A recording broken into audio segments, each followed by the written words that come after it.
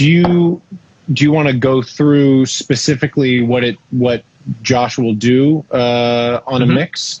So he gets file intake. He gets files in some form. You have some prompt that says, hey, you're delivering files for Jon Castelli to mix. If your Pro Tools is like this, print this. And I have a one sheet. You have a one sheet. The one sheet. By the way, are you willing to share that? I will put it on the Discord because a lot of people are curious about that. I don't have to put you on the spot right now, but I'm curious. People are curious what it actually, because especially young mixers are like, what do I tell people to send me and all that. We talk about it offline, but I'd be curious what yours is since I've actually never sent I don't see why not. Yeah, I don't see why not. How about when you send me a mix, I send you the thing and then you post it.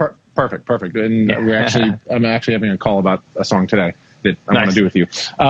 Could assistants start a mixing session? Let's answer this question. Yes, they could. Let's go up to there. Let's go up to there because that's what it is. So he's getting the files. They're being sent to him, presumably copied to you. He gets files, and whether it's WAV files bounced from Logic or Ableton or a Pro Tools session, with a bunch of things bounced, it comes in some form that is folder not exact, session. And it is not. You have a specific format for how you like to see a mix. You sit down and things are ready for you to mix. And so he basically converts the files from however they're delivered in all these different ways to the format that you like. To my world, yes. And that includes what? That includes the sort of main plugin options to start messing around like we've talked about. Very few, very small template.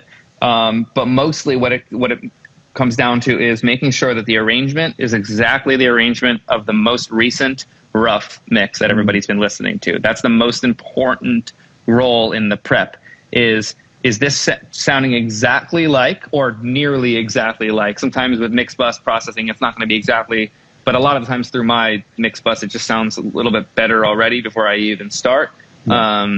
So that's not something I'm super worried about. With Tony, it was different. It was like, I'm not touching this until it's exactly the same, because he was the opposite. He liked a session with stuff on it. He's not turned off by like 8 plugins on people's things. He's down to tweak a little bit. I'm too tweaky. So if I see 8 to 10 plugins on a track and the compression is on there, I'm going to take it off, or I'm going to change the attack time for no fucking reason just because I think it looks wrong or sounds wrong. I'm too geeky for that. So I don't want to start tweaking. So I want to see a clean session, exactly how it sounded prior to me getting it. And then, like I said, if something is way over processed and I know I can improve it, then I'll either ask for a raw version of it, or we might already have it in the deliverable sent by whoever the producer or engineer is.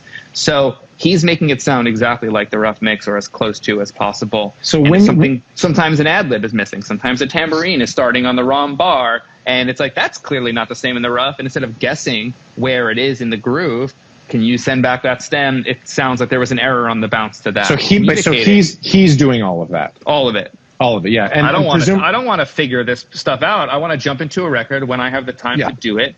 Because there's no way of me mixing 15 songs in 9 days if I have to worry about every stem being imported. So this is the way that, and for those that aren't fully aware, this is the way that the top 30 mixers in the world mix records, which is they have an assistant or an engineer or a team of people that are filtering everything and getting it in the format that they like to mix in. The Pro Tools session, everything's ready, and it sounds as close to the rough mix as possible, and then the mixers go. And that's when people ask, how can somebody mix a song in 2 hours? Or like, that's how you do it, is you get someone to set up a Pro Tools session, or I assume other people might use other programs. Almost everybody uses Pro Tools. I think there's a couple of Logic people, but it's, you get it to the place. That's how records are mixed today, which is essentially a pre-mix and a session that sounds very close, and then you take it the rest of the way.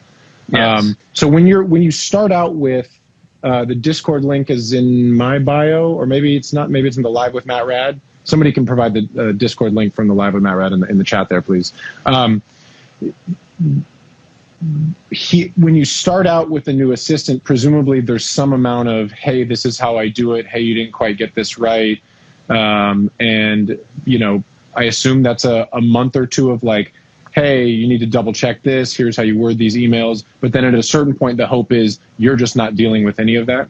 Mm-hmm. Is that? I would say that. I've never really thought about it that way, but yeah, that's, I guess, pretty simple version of that. I mean, at this point, it's the opposite. It's like, oh, I see you're doing this a lot. I'm putting it on this bus.